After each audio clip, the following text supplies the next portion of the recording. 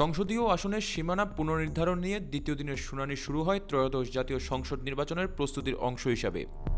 আজ সকাল থেকে নির্বাচন ভবনে সীমানা পুনর্নির্ধারণ সংক্রান্ত শুনানি শুরু হয়। এতে প্রধান নির্বাচন কমিশনার এম নাসির উদ্দিন এবং অন্যান্য নির্বাচন কমিশনাররা উপস্থিত ছিলেন। আজ মোট 20টি আসনের সীমানা পুনর্নির্ধারণ বিষয়ে দাবি ও আপত্তি শুনানির জন্য নির্ধারণ ছিল।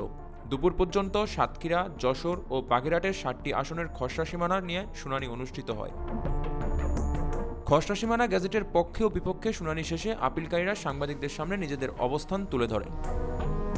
এ সময় পার্বত্য চট্টগ্রামের আপিলকারীরা বলেন, গত 53 বছরের সবচেয়ে বেশি বৈষম্যের শিকার হয়েছে পার্বত্য চট্টগ্রামের জনগণ।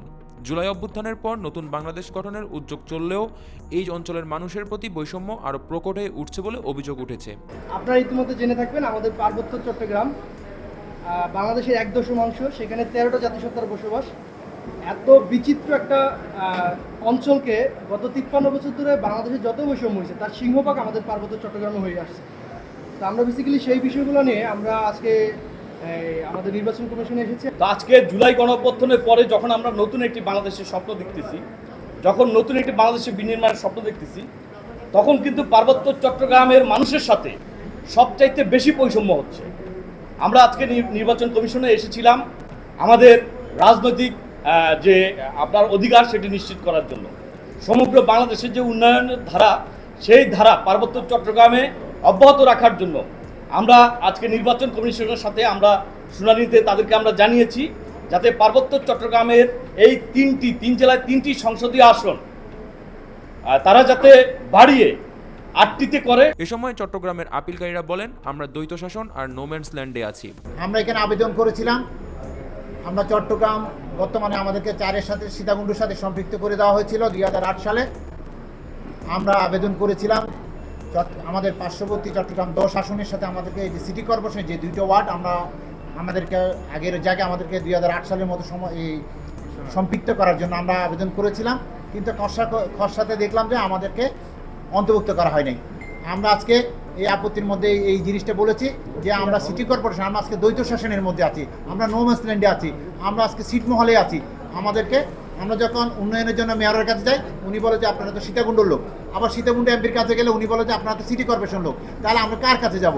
সেই কারণে আমরা আমাদের সিটি কর্পোরেশনকে এই 2টা ওয়ার্ডকে আমরা সিটি কর্পোরেশনে থাকতে চাই। বরগুনা জেলার আপিলকারীরা গণমাধ্যমকে বলেন, 2008 সালের তত্ত্বাবধায়ক আসন কমিয়ে 2টা জেলাকে রূপান্তরিত করেছে। এতে বরগুনার মানুষ প্রশাসনিক সুবিধা থেকে বঞ্চিত। 1986 থেকে 2001 সাল পর্যন্ত বরগুনা জেলায় 3টি সংসদীয় আসন ছিল।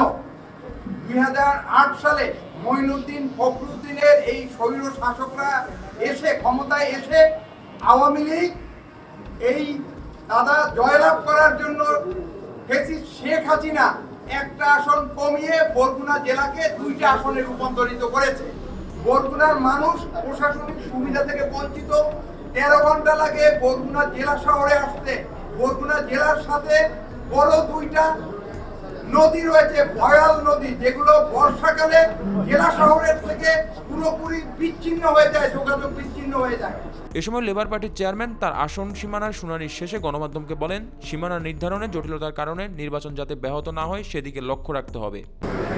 আপনারা জানেন যে মাননীয় প্রধান উপদেষ্টা নির্বাচনের রোডম্যাপ ঘোষণা করেছেন।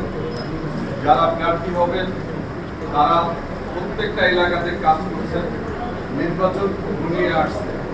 আমরা চাই যে এই সময়ে আমরা যেন কোনো মতো করে এই সীমানা নির্ধারণ সংক্রান্ত কোনো জটিলতার কারণে আমাদের নির্বাচন যেন কোনোভাবে আটকে না যায়। জয় চক্রবর্তী, বাংলা ফ্লো, ঢাকা।